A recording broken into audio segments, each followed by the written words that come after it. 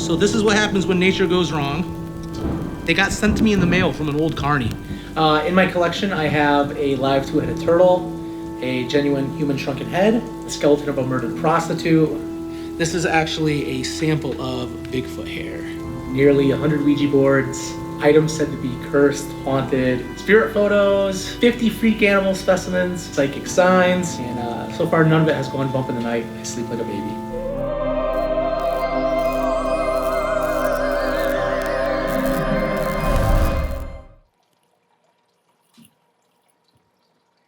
Hey everybody, happy Sunday. Thank you for sharing the Sabbath with your friendly neighborhood atheist. I am Calvin Von Crush, and this is the Occult Collector. Essentially, this show is going to be you joining me on a wild ride where you get to see me adding new pieces to my collection, getting to meet some of my friends who have had paranormal experiences, and getting my viewpoint as a skeptic non-believer and how we're still able to maintain friendships and not fight and argue like you've seen on the internet. And we're gonna treat this episode like an episode of Cribs, only it's gonna be Crips because we actually have some dead people in the basement. That's not a joke, that's a real thing, and you guys are gonna get to meet them. So pretty much the tour starts as soon as you walk in the back door. My whole house is full of items related to the occult and paranormal.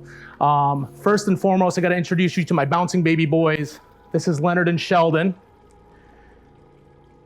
They're about 6 years old.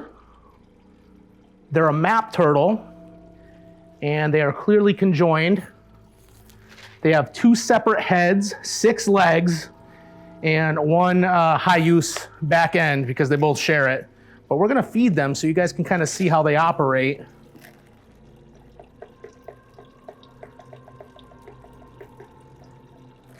Now the little guy is Leonard. He's pretty much just along for the ride. He eats, but he doesn't really have to. I believe he gets nourishment from when Sheldon eats. They both have 2 completely different personalities. Leonard's very friendly. He lets me pet his head and everything like that. Sheldon will try to bite my finger off. And as you can see, he's super strong, so he pulls the little guy around wherever he goes. But he's really smart. He waits for the food to build up by the filter, and then he goes and picks it off.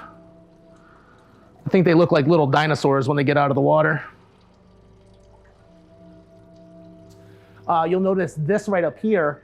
This was actually what showmen referred to as a blow-up.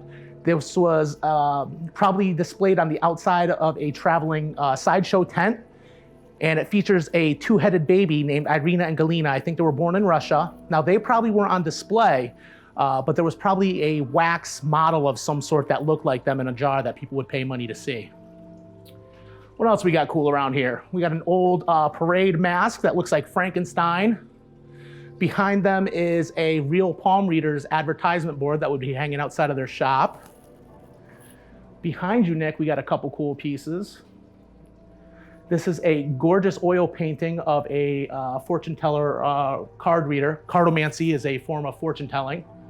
I got these masks when I was down in Mexico for Day of the Dead, which is a fantastic time if any of you guys want to go down there. And let's join over here in the kitchen. We got a couple cool pieces in here that are really non-conspicuous. You would never know unless I told you about them. But this is a piece of wallpaper that I pulled out of the famous gypsy murder house in Baltimore. So the story goes, a gentleman believed that he was cursed by a gypsy fortune teller, and to remove the curse, he cut off her head very brutally in her home and left her corpse there. He was eventually caught and put away in a mental institution, but this wallpaper was pulled from the very hallway that they found her headless corpse. And then I went down into the basement and I found this cast iron cookware hanging up still, so I brought them home. This is a poster that I had from the Spiritualism Seances and Sam exhibit at the Mark Twain House. Nick, have you ever been to the Mark Twain House? Did you guys investigate there? Yeah, I've been there. Beautiful place, right? Amazing. Well, I did an exhibit there with some of my stuff to celebrate Mark Twain's relationship with the paranormal and stuff. So we had a bunch of Ouija boards and everything on display. And then this is actually a very, very cool piece as well. This is a protective piece of parchment. This is called a Himmelsbrief. This comes from the Pennsylvania Dutch beliefs of Pow magic. And it's a weird kind of witchcraft closely associated with Christianity. So there's a lot of prayers to God, but there's a lot of folk medicine and stuff too. So essentially this Himmelsbrief protects my home from fire, vandalism, stuff like that. And I always tell everybody that's why I hang it on the door. It keeps all the evil in the basement and stops it from coming up here.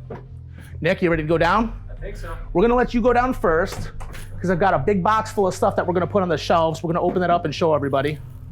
But Nick, please hold the railing because if you die, you go on display.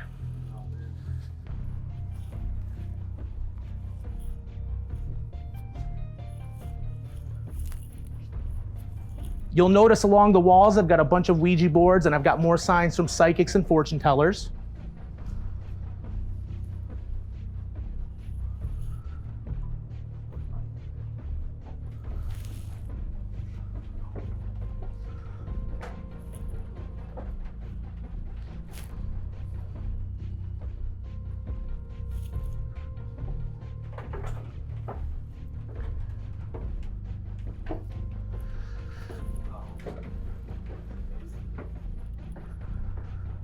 Well, you survived the steps, Nick. I'm proud of you. Let me just put this box down.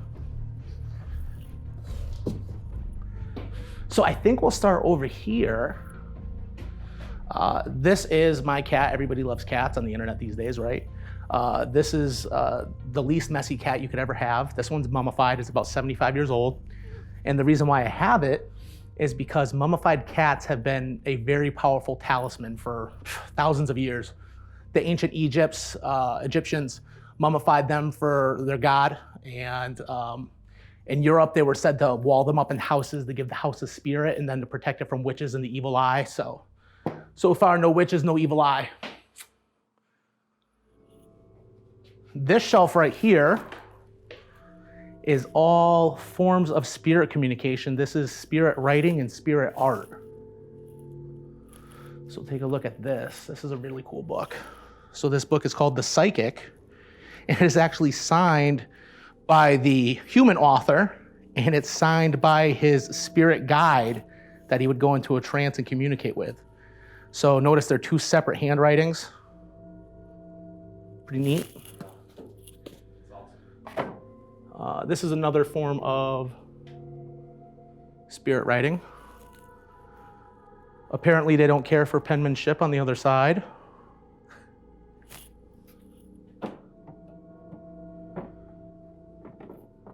And I always think it's weird how so many spiritualists have adopted Native Americans as their spirit guides, especially the stuff that was happening in the early 1900s, late 1800s, because Native Americans were suffering so much there. You know, the government was taking their land left and right. This was shortly after the Trail of Tears. And it's always funny to me that these proud chiefs would take time out of their busy schedule on the other side to come talk to rich white people and not help their own people that were suffering. This is probably the earliest form of cultural appropriation by white people you could ever see. Now this piece was said to have been formed in complete darkness, which is actually a very, very nice piece of art. I think personally that it was already done before they went in the room and it was just switched out. And I'll actually show you some examples of how you can fake spirit slates. Oh, what else do we got down here, Nick? It's that right there. Which one? This right here? Yeah. So this is actually Reverend Jim Fosgate. He was a spiritualist minister, and he actually performed spirit art, and these are actually the utensils that he used to make art. Yeah, I think that's really cool. I think that's almost cooler than having a piece of the art. I do have some of his art. It's upstairs. It's not framed.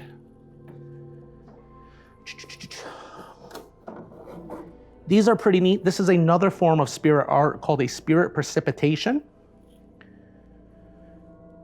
So see how their faces are coming through?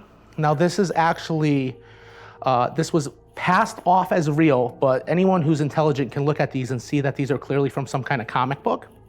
The way these are made is you put a little bit of varnish, not a varnish, solvent on the rag, and you press it to a newspaper clipping and you rub it with the back of a spoon and it transfers the image on it. And then when everything dries, there's no ink dot transfer or anything like that. So it looks like it magically got absorbed into the fabric, and it did get absorbed into the fabric, but not by spirits. This is a very, very